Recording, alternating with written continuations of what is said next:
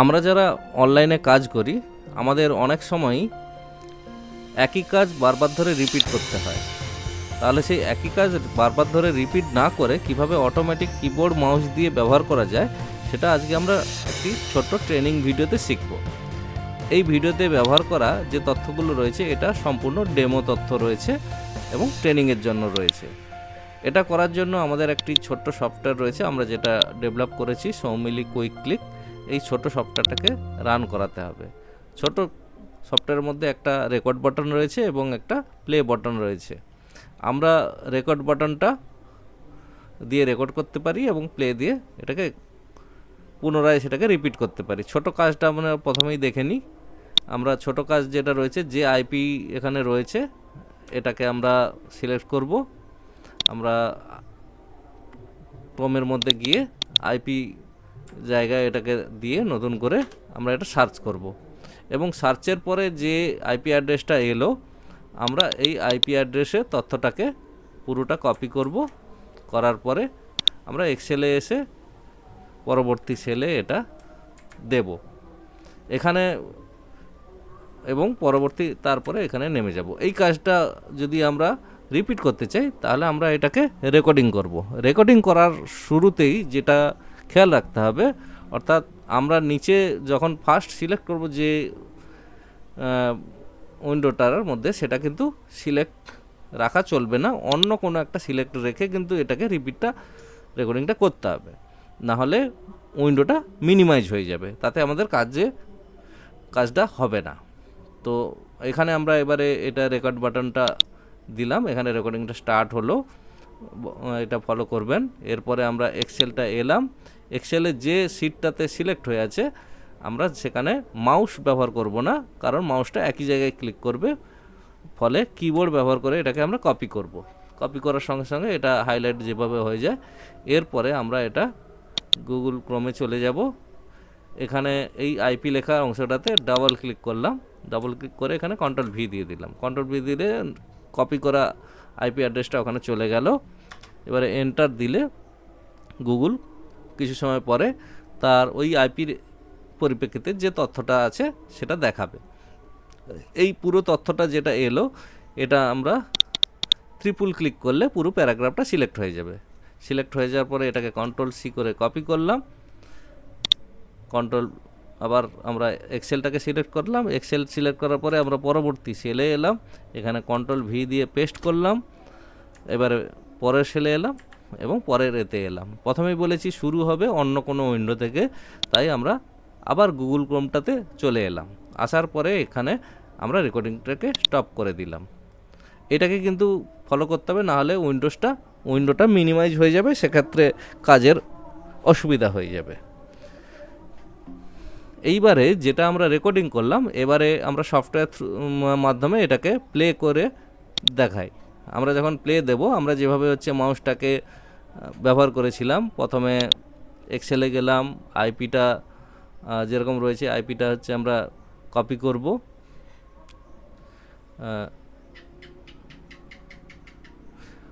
Copy করলো, copy করার পরে তারপরে পরবর্তী গুগল ক্রোমে গেল, যাওয়ার পরে এখানে যে আইপি লেখা অংশটাতে গেল, ওখানে সিলেক্ট করার পরে নতুন আইপি পেস্ট করা হলো, করার পরে একটা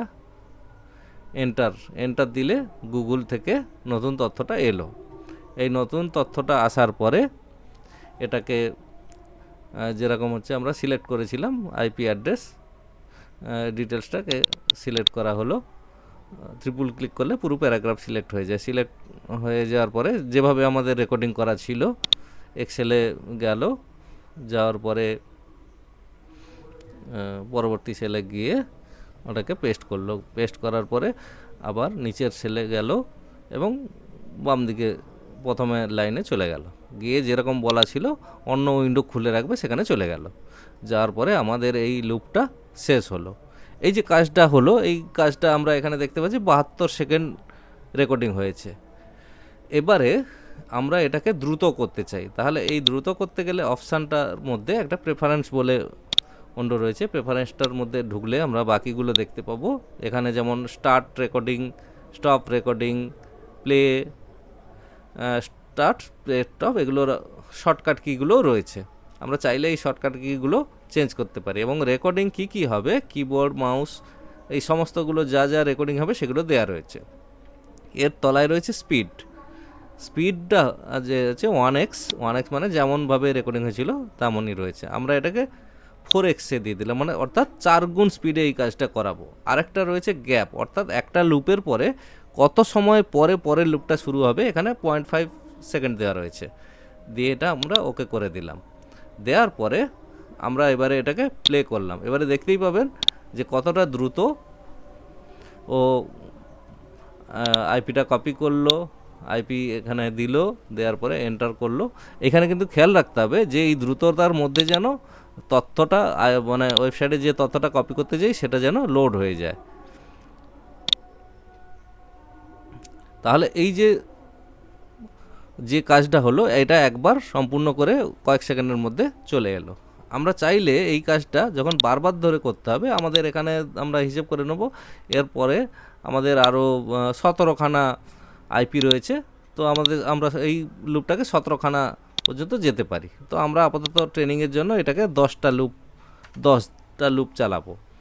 অর্থাৎ এই লুপটাও একটানা 10 বার চালাতে থাকবে। এবারে যখন আমরা প্লে করব, ওখানে দেখাবে লুপ 1/10, মানে 10-এর মধ্যে প্রথম এটা চলছে। এটা কপি করবে, ঠিক একইভাবে আইপি অ্যাড্রেসটা নেবে, নেওয়ার পরে পরেরটা চলে গেল। আবার একইভাবে পরের লুপটা হচ্ছে কয়েক সেকেন্ড পরে স্টার্ট হয়ে যাবে। যেহেতু 0.5 সেকেন্ড দেওয়া হয়েছে, 0.5 সেকেন্ড পরেই ওটা পরবর্তীটা স্টার্ট হয়ে যাবে। চাইলে 0.5 সেকেন্ড গ্যাপ না দিয়েও আমরা 0 দিয়ে করতে পারি। এখানে যে আইপিটা পেয়েছে সেটা অন্য তথ্য পেয়েছে, ফলে ও অন্য জায়গায় চলে গেছে। আমাদের মূল যে সিকোয়েন্সটা ছিল সেটা নষ্ট হয়ে গেছে। আমরা এখন এই লুপটাকে বন্ধ করে দেব। অর্থাৎ যেমন চলছে, আমাদের বন্ধ করার জন্য যে শর্টকাট লুপটা রয়েছিল সেটা এসকেপ, আমরা এসকেপ কিবোর্ডে এসকেপ দিয়ে দিলাম, লুপটা বন্ধ হয়ে গেল। অর্থাৎ যে আইপিটা হচ্ছে আমরা করেছিলাম সেটা অন্য এসে গেছে, ফলে আমরা সেটাকে চেঞ্জ করছি। আমরা মূল যে গুগল যেভাবে দেখায় সেরকম দেখানোর জন্য গুগলে উপরে যখন এসে গেছে পরবর্তী আইপি অ্যাড্রেস, যাই হোক, এটা যেহেতু একই ইউনিফর্ম নয়, তাহলে উল্টোপাল্টা অন্যরকম দেখাতেই পারে। আচ্ছা, এইখান থেকে দেখলাম আবার আমাদের যেরকম দেখতে চাই সেরকমভাবে এসে গেছে। তো এখান থেকে হচ্ছে আবার আমরা ওটাকে 10 দেওয়া থাকে, আবার আমরা প্লেটা অন করে দিলাম, ও আবার পরবর্তী আইপিটা নিল, নেওয়ার পরে ওখানে সার্চ করবে এবং তথ্যটা আবার ওই একই স্পিডে চলতে থাকবে। এটা খেয়াল করতে হবে, যদি একই ধরনের তথ্য সবসময়ের জন্য দিতে থাকে তাহলে এটা স্মুথলি সফটওয়্যারটা চলতে থাকবে।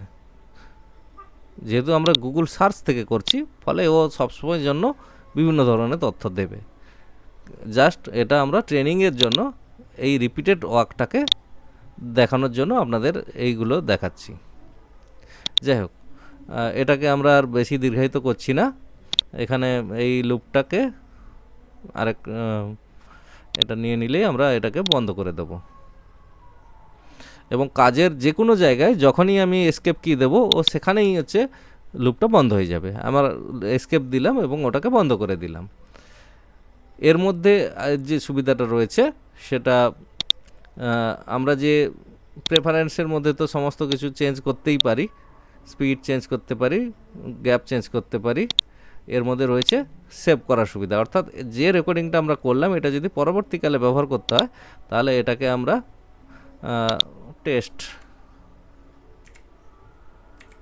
টেস্ট নামে হচ্ছে সেভ করে দিলাম।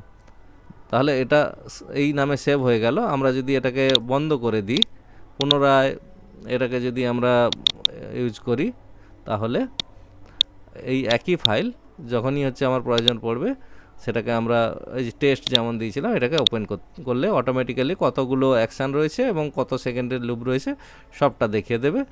এবং চাইলে আমরা যদি আবার এটাকে যেমন ছিল তেমন রান করিয়ে দিই, আবারও সেম করে এটা কিন্তু যেহেতু আমরা প্রথম থেকে শুরু করেছি, ও স্পিডটা 1x যেমন ছিল তেমনই নিয়ে নেবে, আমাদের স্পিডটাকে বাড়িয়ে নিতে হবে। এটাকে বন্ধ করে দিলাম, দিয়ে প্রেফারেন্স থেকে আমরা যেমন 4x দিয়েছিলাম আবার 4x দিয়ে দিলাম, দেওয়ার পরে আবার এটাকে তাহলে 4x স্পিডেই এটা চলতে থাকবে।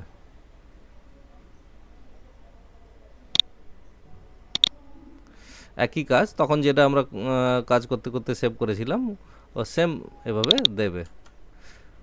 ওটা অন্য সাইডে গেছে। যাই হোক, এইটুকু ট্রেনিংয়ের জন্য আমরা ব্যবহার করেছিলাম। এবারে আমরা দেখিয়ে দিই এই ছোট্ট সফটওয়্যারটা।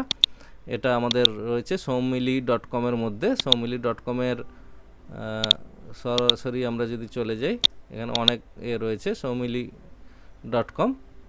এর ডাউনলোড যে পেজটাতে রয়েছে, সেই ডাউনলোড পেজটাতে গেলে অনেকগুলো সফটওয়্যার রয়েছে, তার মধ্যে এটা একটা, এটি উইন্ডোজ সফটওয়্যার। উইন্ডোজের মধ্যে অন্য সফটওয়্যারের সঙ্গে এটা রয়েছে কুইক ক্লিক। কুইক ক্লিকে ডিটেলসে যাব, ডিটেলসে গেলে যে এটা ডিটেলসে ডাউনলোড পেজটা আসবে এবং এটাকে আমরা ডাউনলোড অপশান ক্লিক করলে এখানে ডাউনলোড হয়ে যাবে। এরপরে এটাকে রান করালে, আপনারা তো জানেন, ডবল ক্লিক করলে রান হয়ে যাবে। তাহলে এইভাবে সফটওয়্যারটাকে ইনস্টল করা যাবে। এই ধরনের এই সফটওয়্যারটা কেমন লাগলো আপনারা অবশ্যই জানাবেন, এবং এই ধরনের ছোট ছোট সফটওয়্যার যদি কারোর প্রয়োজন মনে হয় তাহলে কমেন্টে অবশ্যই লিখবেন, যাতে আমরা আপনাদের জন্য ডেভেলপ করতে পারি।